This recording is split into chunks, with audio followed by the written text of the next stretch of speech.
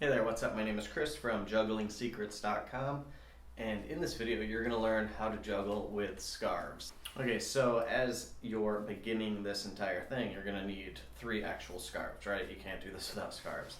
And I'm actually going to link up a video to juggling with 3 balls as well, because personally I think it's easier to learn with balls than it is with scarves, but I'm going to teach you how to juggle with scarves anyway. So in this video you need the first scarf, right? And the idea here is that you want to get the scarf up to a certain spot so it can drop down. And you'll notice that I tried to catch the scarf like on the big end, but as you're doing it, it just matters that you can, grab it. Just make sure that you can actually grip the scarf. I almost said flag. But for this, what you want to do is you want to think about the release, and the release is actually more important in this case than the catch, because as long as you touch the scarf you can usually catch it. It's very easy to catch these things, and if you miss you'll have some time because they don't fall immediately. But what you want to do is you want to hit a spot that's like above your shoulder when you're releasing, and that'll give you enough time to kind of watch the thing come down, watch the scarf fall down. So as you're doing this, you're just going to throw it, not really throwing, it's kind of a release. Like you bring your hand up and you just kind of let go. You just let it kind of fall down. And what you do is you just kind of practice this, right? You just, and it's going to be not too enjoyable. Like it's just a little tedious practice at this point. What you're doing is you're making sure that you're releasing it up at the top so that you have time to catch it as it falls down, right? So once you are comfortable with that, you can move on to 2 scarves. And what you need is the second scarf, right? So the first one, same as before, and for the second throw, or in this case like the second release, you're gonna kind of release the second one after the first one reaches its peak. And I guess visually this is the easiest way to see it. Explaining it with words is kind of difficult. You'll see that my hands go across, right? They go kind of underneath the others. This is what you're going to practice. You're going to do, going up and releasing and then going to the other side. So right hand, left hand, left hand, or if you're left hand dominant, left hand, and right hand, left hand, right hand. You're going to practice this until you get comfortable with it. It might seem very easy for you right now, which is good, and it might be difficult for you, and that just means you need to practice a little bit more, right?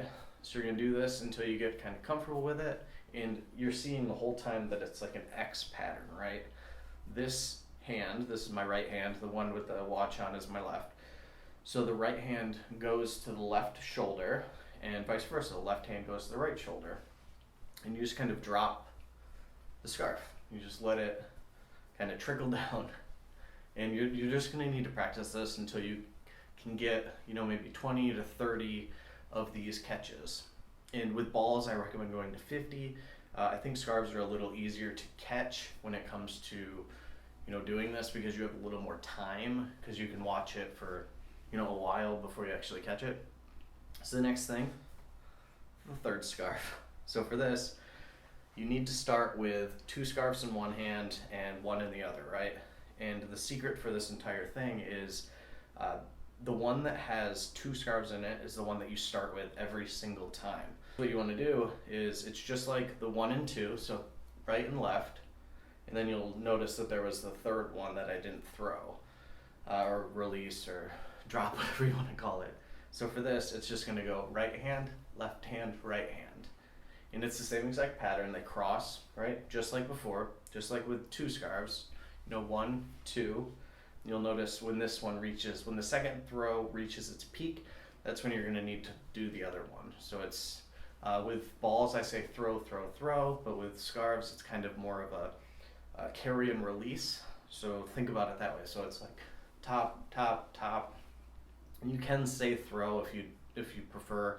I do like saying that when it comes to teaching juggling balls, and the reason for it is because you do throw the ball, and with these it's like the release. But saying it actually does help, because it makes it easier for your brain to kind of accept it. Otherwise you'll be you'll kind of just be stuck. And you don't want that to happen. You want to make sure that you're doing the releases every time. So you're just gonna need to practice this. That's the biggest secret for this, is just repetition of that pattern. And once you get pretty comfortable with it, you're gonna notice that, you know, you can try to go to 4 throws, or you can go to 5 or 6. And one thing I like to say, and something to kind of keep in mind, is if you're struggling with something on here, like say you're missing the catch on the 4th throw, stop. It's okay to, you know, not continue to juggle if you're struggling with something, but recognize that when something is going wrong, like let's say the 3rd throw goes out here, like off the screen in this case, and I have to like move to catch it, just catch it and then start over again. It's fine. You don't want to get in the habit of like chasing things around the room. You want to be like firmly planted in one place. Like you want to be stationary so that way you can, you know, have full control of things. And if you noticed on that, I kind of lost the handle on this throw. So instead of continuing through, I stopped and I can start over again. So as you do this, you'll be able to, you know, get comfortable with juggling these 3 scarves, and then it's just repetition. Whoops, you'll see, like, even when you mess up, I've been juggling since I was 8 years old. I'm 32 as of time of filming this. So you can tell that, like, not everyone's gonna be perfect. And as a beginner, which is probably what you are right now, you're gonna need to practice, right?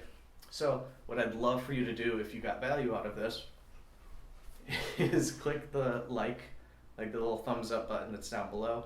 Subscribe to my channel if you want to see more of the videos.